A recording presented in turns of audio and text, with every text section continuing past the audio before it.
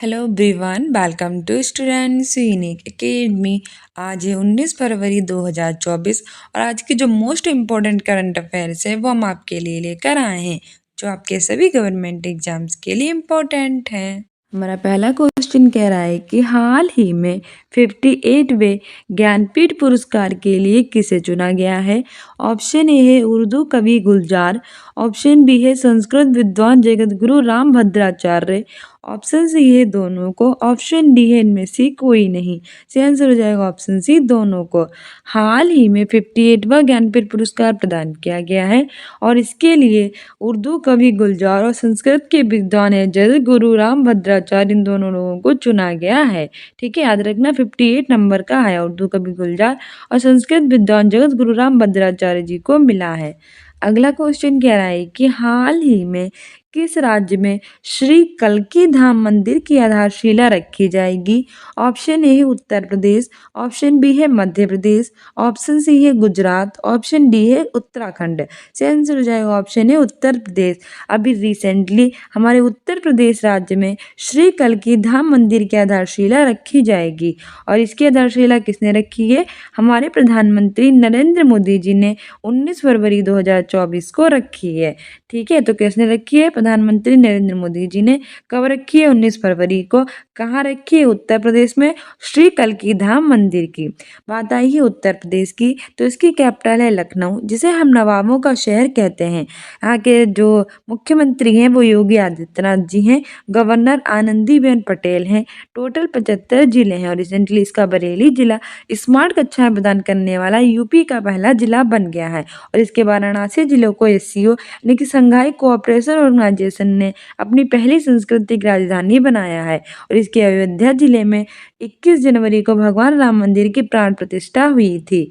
ठीक है, मध्य प्रदेश की कैपिटल है भोपाल, चीफ मिनिस्टर हैं यहाँ के मोहन यादव और यहाँ इसे नदियों का मेका सोया प्रदेश भी कहते हैं क्योंकि सबसे ज़्यादा नदियाँ यहीं से निकलती हैं।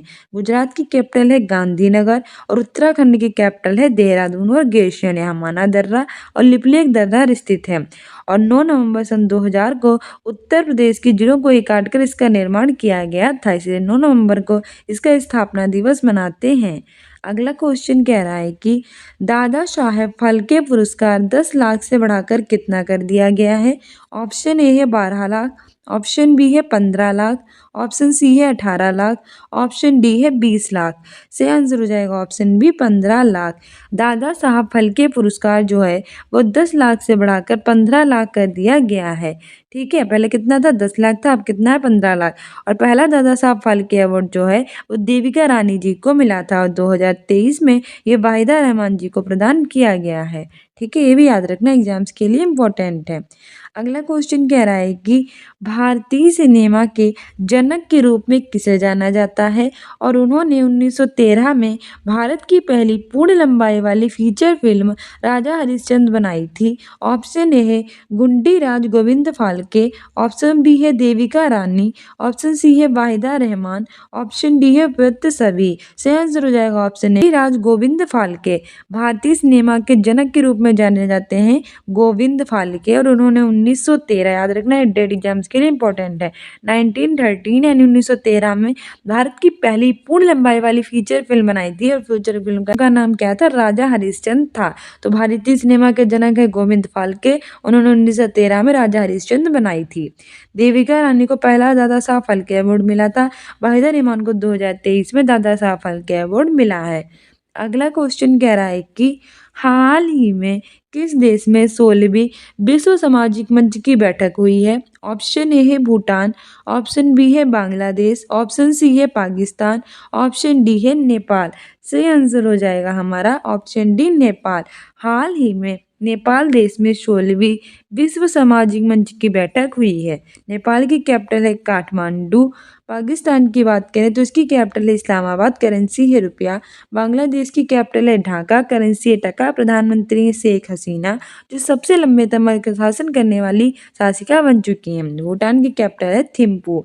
ठीक है, नेपाल की कैपिटल है काठमांडू, जहाँ सार्क का मुख्यालय स्थित है। यहाँ 16वीं मंच की हुई है अगला क्वेश्चन कह रहा है कि हाल ही में 21 फरवरी 2024 को भारत की 2 दिवसीय राजकीय यात्रा पर कौन आएंगे?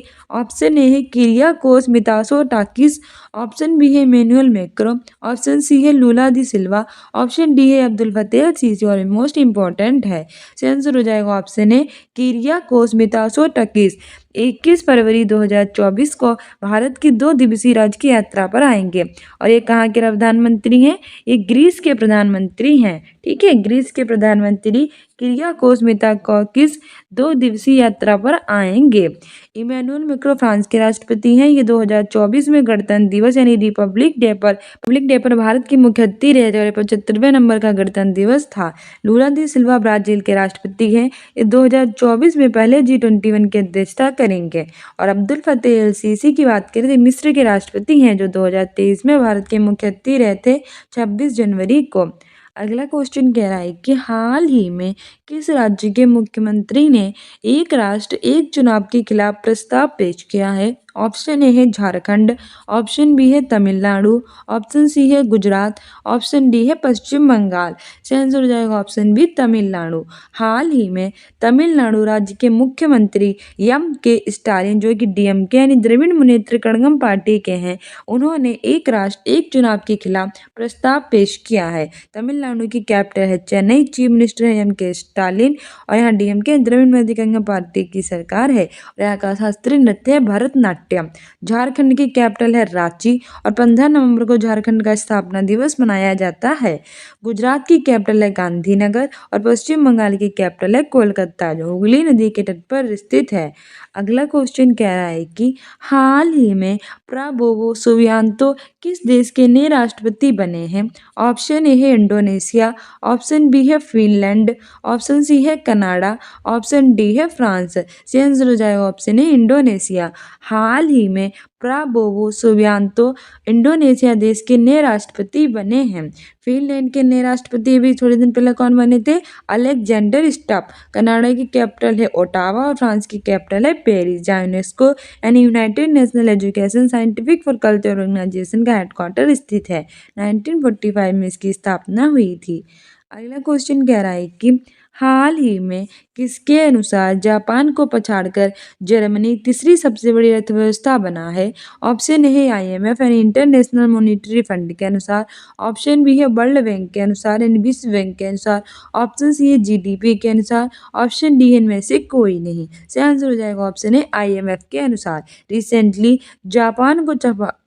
जापान को पीछे छोड़कर जो जर्मनी है वो तीसरी सबसे बड़ी अर्थव्यवस्था बन गया और ये IMF यानी इंटरनेशनल मॉनिटरी फंड के अनुसार बना है।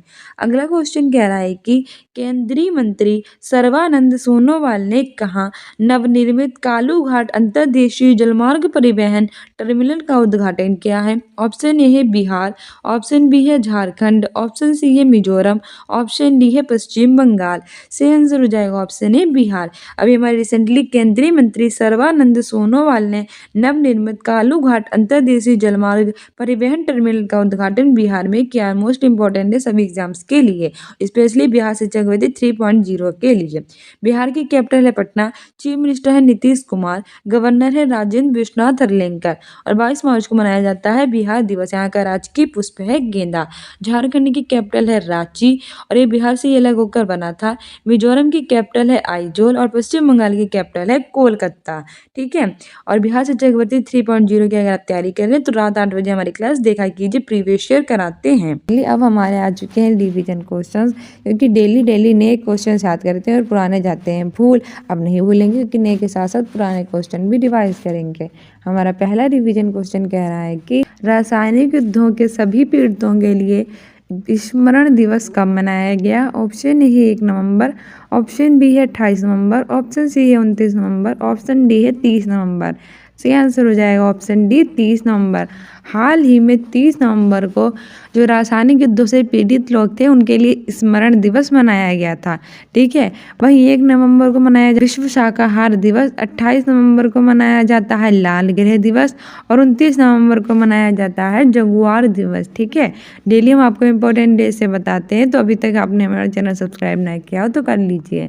हमारा दूसरा क्वेश्चन कह रहा है कि हाल ही में किसने शिक्षा के लिए 22 पुरस्कार जीता है, तो वो कौन है जिसने एजुकेशन के लिए 22 पुरस्कार जीता है।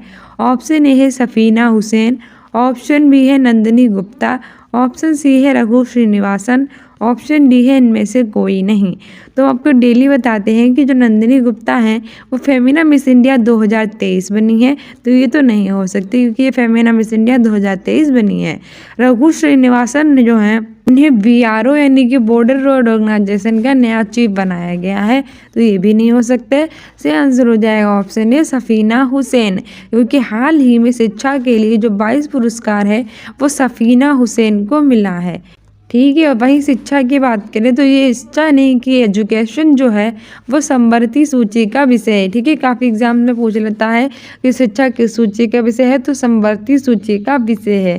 पहले एक ऐसा सूची था, राज्य सूची था, लेकिन अब इसे समवर्ती सूची में डाल दिया गया है 42वें संविधान संशोधन 1976 के द्वारा। और समवर्ती सूची में वे विषय आते हैं जिसमें राज्य और केंद्र दोनों सरकारें बना सकती हैं। ठीक है, ये भी याद रखना एग्जाम्स के लिए इम्पोर्टेंट है। तीसरा क्वेश्चन कह रहा है कि हाल ही में किसने बम्बई हाईकोर्ट के अतिरिक्त न्यायाधीश के रूप में शपथ ली है, तो बताइए कौन है वो जिन्होंने बम्बई हाईकोर्ट के अतिरिक्त न्यायाधीश के रूप में शपथ ली है। ऑप्शन ए है एस सुंदरेशन, ऑप्शन बी है नरेंद्र मोदी, ऑप्शन सी है रघु श्रीनिवासन, ऑप्शन डी है नीरज चोपड़ा। सही आंसर हो जाएगा ऑप्शन ए यस सुंदरेशन। हाल ही में यस सुंदरेशन ने मुंबई हाईकोर्ट के अतिरिक्त न्यायाधीश के रूप में शपथ ली है। नरेंद्र मोदी भारत के प्रधानमंत्री हैं और यह सोमनाथ मंदिर के ट्रस्ट के अध्यक्ष भी बने हैं। रघु श्रीनिवासन BRO के चीफ है यानी बॉर्डर रोड ऑर्गेनाइजेशन के, और नीरज चोपड़ा भाला फेंक यानी कि जेवेलियन थ्रो के खिलाड़ी हैं। इन्होंने 2020 के टोक्यो ओलंपिक में गोल्ड मेडल जीता था, इसीलिए हर साल 7 अगस्त को भाला फेंक दिवस मनाया जाता है। चौथा क्वेश्चन कह रहा है कि हाल ही में किस राज्य का वर्धा वन्यजीव अभ्यारण्य एशियाई शेरों का दूसरा घर बनेगा। ऑप्शन ए है गुजरात, ऑप्शन बी है राजस्थान, ऑप्शन सी है मध्य प्रदेश, ऑप्शन डी है उत्तर प्रदेश। सही आंसर हमारा हो जाएगा ऑप्शन ए गुजरात। हाल ही में गुजरात है वो राज्य का वर्धा वन्यजीव अभ्यारण्य जो है वो एशियाई शेरों का दूसरा घर बनेगा। ठीक है, गुजरात की कैपिटल है गांधीनगर, राजस्थान की कैपिटल है जयपुर जिसे हम पिंक सिटी कहते हैं। यहाँ टोटल पहले ज़िले थे 33, फिर ज़िले हुए 50 और अब 3 नए ज़िले जोड़ दिए गए हैं, मालपुरा, सुजानगढ़, कुचामन, टोटल 53 ज़िले हो गए हैं। मध्य प्रदेश की कैपिटल है भोपाल जहाँ भोजताल स्थित है, और उत्तर प्रदेश की कैपिटल है लखनऊ। उत्तर प्रदेश की चीफ मिनिस्टर है योगी आदित्यनाथ, गवर्नर है आनंदीबेन पटेल। ठीक है, और यहाँ टोटल 75 जिले हैं और रिसेंटली का बरेली जिला स्मार्ट कक्षाएं प्रदान करने वाला पहला जिला बन गया है। तो जो वर्धा वन्यजीव अभ्यारण्य है जो एशियाई शेरों का दूसरा घर बनेगा वो गुजरात में है। ऑप्शन ए सही हो जाएगा। आगे बढ़ते हैं। आगे हमारा 5वां क्वेश्चन कह रहा है कि मोस्ट इम्पोर्टेंट है, हाल ही में एंड्रो राजोएलिना को किस देश का नया राष्ट्रपति नियुक्त किया गया है। ऑप्शन ए है मेडागास्कर, ऑप्शन बी है अमेरिका, ऑप्शन सी है भारत, ऑप्शन डी है रूस। सही आंसर हो जाएगा ऑप्शन ए मेडागास्कर। हाल ही में एंड्री राजोएलिना को मेडागास्कर का नया राष्ट्रपति नियुक्त किया गया है। ठीक है, अमेरिका की कैपिटल है वाशिंगटन DC जहां नासा का मुख्यालय स्थित है। नासा की full form national aeronautic space administration होती है। 1958 में इसकी स्थापना हुई थी और इसके राष्ट्रपति हैं जो बाइडन। ठीक है, 2024 में गणतंत्र दिवस के अवसर पर भारत के मुख्य अतिथि रहेंगे। भारत और अमेरिका के बीच में वज्र प्रहार कोप इंडिया और युद्ध बस 23 आयोजित किया जाता है और अमेरिका की करेंसी है डॉलर। भारत की कैपिटल है न्यू दिल्ली, 1911 में बनी थी। पहले इसकी कैपिटल थी कोलकाता जो हुगली नदी के तट पर स्थित है। प्रधानमंत्री है नरेंद्र मोदी, राष्ट्रपति है श्रीमती द्रौपदी मुर्मू, गृह मंत्री अमित शाह, रक्षा मंत्री राजनाथ सिंह और विदेश मंत्री है सुब्रमण्यम जयशंकर। यहाँ 28 राज्य और 8 केंद्र शासित प्रदेश हैं। यहाँ की करेंसी है रुपया और यहाँ की स्पेस एजेंसी है इसरो यानी Indian space research organisation. Karnataka Karnataka के बेंगलुरु में हेडक्वार्टर है और 15 अगस्त 1969 में इसकी स्थापना हुई थी। रूस की कैपिटल है मॉस्को, करेंसी है रशियन रूबल और रोसकॉसमॉस यहाँ की स्पेस एजेंसी है। छठा क्वेश्चन कह रहा है कि हाल ही में कौन फिनो पेमेंट बैंक के अध्यक्ष के रूप में नियुक्त हुए हैं, तो बताइए फिनो पेमेंट बैंक के नए अध्यक्ष कौन बने हैं। ऑप्शन ए है रजत कुमार जैन, ऑप्शन बी है सफीना हुसैन, ऑप्शन सी है रजनीश कुमार, ऑप्शन डी है शुभमन गिल। सही आंसर हो जाएगा हमारा ऑप्शन ए रजत कुमार जैन। हाल ही में फेमिना बैंक के नए अध्यक्ष रजत कुमार जैन बने हैं। ठीक है, वहीं शुभमन गिल की बात करें तो ये क्रिकेटर हैं और इन्हें जो IPL 2024 में होगा वो गुजरात टाइटंस के रूप में इन्हें कप्तान नियुक्त किया गया है। ठीक है, आगे बढ़ते हैं। आगे हमारा 7वां क्वेश्चन कह रहा है कि हाल ही में दुनिया का 8वां अजूबा कौन सा बना है। ऑप्शन ए है अंकोर वाट मंदिर, ऑप्शन बी है कोणार्क मंदिर, ऑप्शन सी है अजंता एलोरा गुफाएं, ऑप्शन डी है रमप्पा मंदिर। सही आंसर हो जाएगा ऑप्शन ए अंकोर वाट मंदिर। हाल ही में दुनिया का 8वां अजूबा अंकोर वाट मंदिर बना है। ठीक है, कोणार्क मंदिर जो है वो उड़ीसा में है, इसे ब्लैक पेगोडा कहते हैं। ठीक है, अजंता एलोरा की जो गुफाएं हैं वो महाराष्ट्र में है और रमप्पा मंदिर ये तेलंगाना में है। उसे 39वीं वर्ल्ड हेरिटेज साइट यूनेस्को की तरफ से बनाया गया है। ठीक है, 1000 खम्भों का मंदिर भी तेलंगाना में ही है। 8वां क्वेश्चन कह रहा है कि हाल ही में मरियम वेबस्टर का 2023 के लिए वर्ड ऑफ द ईयर कौन सा बना है। ऑप्शन ए है अथेंटिक, ऑप्शन बी है सेफ्टी, ऑप्शन सी है उपयुक्त दोनों, ऑप्शन डी इनमें से कोई नहीं। सही आंसर हो जाएगा ऑप्शन है अथेंटिक। हाल ही में मरियम वेबस्टर का 2023 के लिए वर्ड ऑफ द ईयर है वो अथेंटिक को चुना गया है, तो ऑप्शन ए सही हो जाएगा।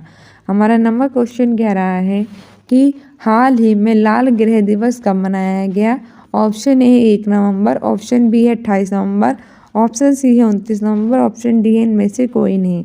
सही आंसर हो जाएगा हमारा ऑप्शन बी 28 नवंबर। हाल ही में लाल ग्रह दिवस 28 नवंबर को मनाया गया है और लाल ग्रह किसे कहते हैं, वो कहते हैं मंगल ग्रह को। ठीक है, मंगल ग्रह में आयरन ऑक्साइड के कारण इसे लाल ग्रह कहा जाता है। इसके 2 उपग्रह होते हैं, फोबोस और डिमोस, और ये हमारा एक ग्रह है। ठीक है, हमारे टोटल ग्रह कितने हैं 8, बुध शुक्र पृथ्वी मंगल बृहस्पति शनि अरुण वरुण। इसमें से बुध शुक्र पृथ्वी मंगल को आंतरिक और बृहस्पति शनि अरुण वरुण को बाहरी ग्रह कहते हैं। बुध और शुक्र के कोई उपग्रह नहीं है। मंगल के 2 उपग्रह हैं, फोबोस और डिमोस। मंगल ग्रह को लाल ग्रह कहते हैं। 28 नवंबर को लाल ग्रह दिवस मनाया जाता है, याद रखना। 1 नवंबर को विश्व शाकाहारी दिवस और 29 नवंबर को जागुआर दिवस मनाया जाता है। आगे हमारा 10वां क्वेश्चन कह रहा है कि हाल ही में रजनीश गोयल को किस राज्य के 40वें मुख्य सचिव के रूप में नामित किया गया है। ऑप्शन ए है कर्नाटक, ऑप्शन बी है केरल, ऑप्शन सी है असम, ऑप्शन डी है लद्दाख। सही आंसर हो जाएगा ऑप्शन ए कर्नाटक। हाल ही में रजनीश गोयल को कर्नाटक राज्य के 40वें मुख्य सचिव के रूप में नामित किया गया है। कर्नाटक की कैपिटल है बेंगलुरु, जहाँ जिसे भारत की सिलिकॉन वैली कहते हैं और जहां इसरो का मुख्यालय स्थित है। केरल की कैपिटल है तिरुवनंतपुरम। चीफ मिनिस्टर है पिनराई विजयन। गवर्नर है आरिफ मोहम्मद खान और इसने इसका नाम बदलकर केरलम करने की सिफारिश की है। कथकली मोहिनीअट्टम यहाँ का शास्त्रीय नृत्य है। असम की कैपिटल है दिसपुर। तो डियर स्टूडेंट्स, ये थी हमारी आज की most important current affairs. I hope you like this video. If like it then like, subscribe and share and don't forget to subscribe this channel. साथ ही स्टूडेंट्स इन अकेडमी को इंस्टाग्राम स्टूडेंट्स इन अकेडमी 1 2 3 के नाम से और Facebook पर भी हमें फॉलो कर सकते हैं, जिससे एग्जाम से रिलेटेड कोई भी इंपॉर्टेंट न्यूज आती है वो आपको सबसे पहले मिल सके। कम्युनिटी पोस्ट में आंसर दिया कीजिए। बिहार शिक्षक भर्ती 3.0 की तैयारी कर रहे हैं तो सारे प्रीवियस ईयर देख डालिए। हम प्लेलिस्ट बना रखी है और डेली कराते भी हैं। ठीक है, सो मिलते हैं अपने नेक्स्ट वीडियो में। Keep loving, keep watching, keep sharing. Thank you, bye.